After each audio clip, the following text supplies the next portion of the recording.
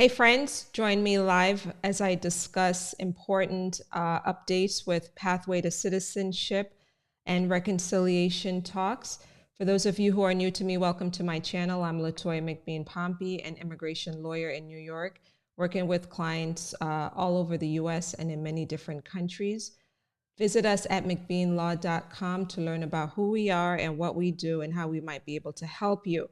In this short live session, I'm going to just provide several important updates from Capitol Hill about what's going on with the quest, right? The quest for a pathway to citizenship. Okay, let's talk about it. We're going to dive right into it. As you're coming on, just give me some love below. Let me know who's watching, where you're watching from. I see that quite a bit of you are on right now. Hope you're doing well. So let's talk about it. What's going on Capitol Hill? Okay, so let's dive into my bullet points, summarizing where things are at right now on Capitol Hill and why this is also another very important week for us to pay attention to what's going on Capitol Hill. Well, firstly, friends, Plan C. What's going on with Plan C? This is the parole in place plan that they're expecting to submit this week to the Senate parliamentarian. She's back to work. Okay, she's back to work after being out for a few weeks getting treatment for breast cancer. And just to refresh your memory, the Plan C proposal does not lead to permanent residency. It is not adjustment of status. It is a temporary status with a 5-year work permit that is renewable, and individuals who will be eligible for this, if it passes, will not face the threat of removal during the time that they're in this lawful status. Now, this applies to those. Here's what I've been seeing in the press, okay? I have not seen the official language yet, but according to the press, this applies to those who had arrived in the United States before January 1st, 2011, and up to about 7 million people will be eligible for it. The Congressional Budget Office is estimating the cost of this proposal, and Senator Menendez has said that he expects some clarity around Plan C, the pitch to the parliamentarian. That clarity he's expecting to happen tomorrow. Plans A and B are out, and they're out because the Democrats continue to reinforce the point that they're not going to move forward with Plan A, which is a much more comprehensive plan that would provide immediate adjustment of status to a number of individuals, maybe up to 8 to 11 million people.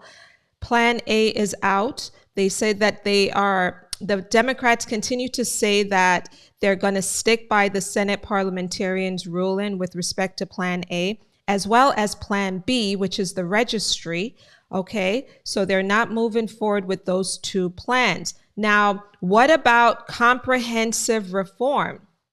What about comprehensive immigration reform? What are the Democrats saying about that? Have they abandoned it? Where are they on this issue? So here's the thing.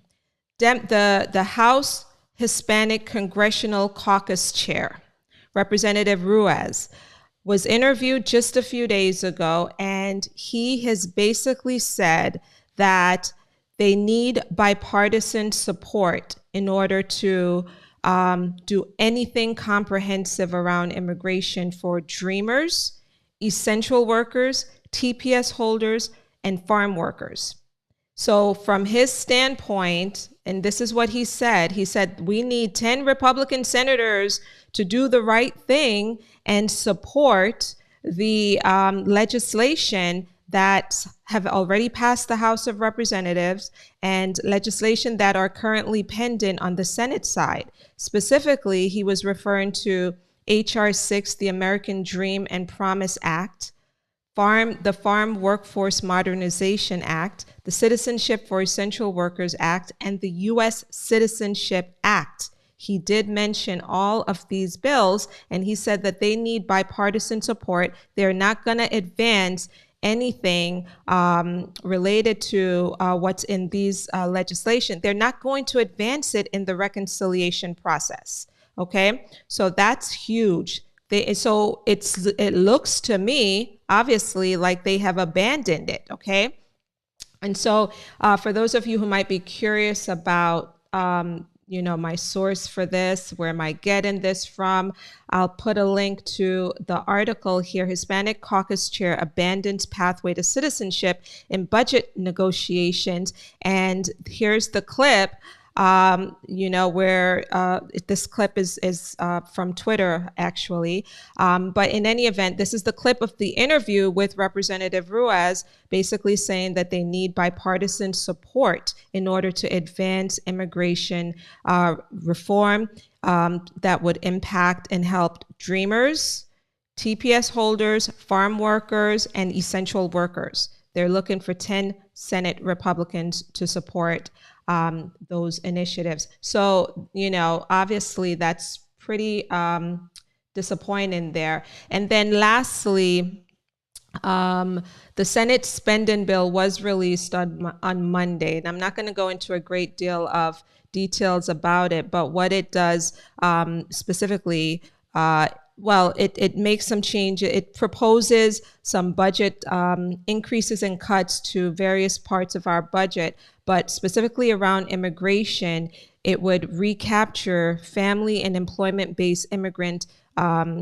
visa numbers from fiscal years 2020 and 2021 that would otherwise go unused. So this would impact, not in a major way, the backlog. To some extent, it would help some people who have been waiting for their opportunity to get a green card in our family-based system as well as the employment-based system. This recapturing of unused visas, this is not as comprehensive as what's being proposed in the reconciliation package, but this is what the Senate Committee on Appropriations is now doing. Okay, so here's the memo. Let me just jump into the memo that was released by the Committee on Appropriations and just read to you a section here pertaining to the recapturing of unused visas. Okay, let's just hold on a second, friends. Let me just zoom in here so that you guys can maybe read this. Okay, so the immigration-related provisions. Due to COVID-19, agency delays and discriminatory travel bans imposed by the previous administration, the bill would permit previously authorized diversity, I forgot to mention that, the diversity visa winners, diversity, family-based, and employment-based visas from expiring, known as visa recapture. Recapture. That's an awkward word to say. Recapture. Okay, I've got to say it fast for it to sound right. Okay, these changes would ensure that United States citizens could reunify with their families and would help the economy by permitting employers access to necessary workers as the law prescribes. Additionally, the bill extends the traditional immigration extenders, Conrad 30 religious workers, and E-Verify, and authorizes the Secretary to raise the H-2B visa cap as prescribed. Okay, so there's some dollars that are being that are going to be made available to recapture the unused visas. So it will help some people, not a whole lot. And then USCIS will also see some additional dollars to help with the refugee admissions goal and some other things that they're doing around citizenship. And then other agencies, however, the law enforcement agencies are seeing a slight decrease in funding, specifically ICE and CBP. I'm not going to get into those details, but I will put a link, friends. I will put a link to this memo for those of you who might be interested in reading it. It's been a super long day. I'm even surprised that I was able to even get through this live session. Okay, so in a nutshell, guys, before I leave, just to summarize, the Plan C is the only real strong plan that is being advanced right now on Capitol Hill that could make a difference in the lives of up to about 7 million people by providing a temporary lawful status that is renewable, but future administrations can always get rid of it, okay? It is very much temporary. I've been getting a lot of questions about, well, will it also come with the ability to travel? Will I be able to leave the country? Because I really need to. I haven't seen my family in such a long time. And what I can tell you in answer to that question is, for other programs that are out there that are very similar in structure to this one, it does typically come with the ability to travel, okay, through the advanced parole, by getting advanced parole. So we'll see what they ultimately put out here for what will happen with the Senate parliamentarian, her decision. Hopefully this week we'll know. And then if it's positive, obviously they'll share the language so that we could all see what the parameters are for this parole in place. They are not pushing plans A and plans B anymore, and they are looking for 10 Senate Republicans to support anything that would lead to a green card or citizenship for Dreamers, essential workers, TPS holders, and farm workers. So I know that's very disappointing, but we've been watching how things have been progressing over the last few weeks, and they're hiding behind the Senate parliamentarians' decision. And the Democrats, why are they doing this? It's very much political.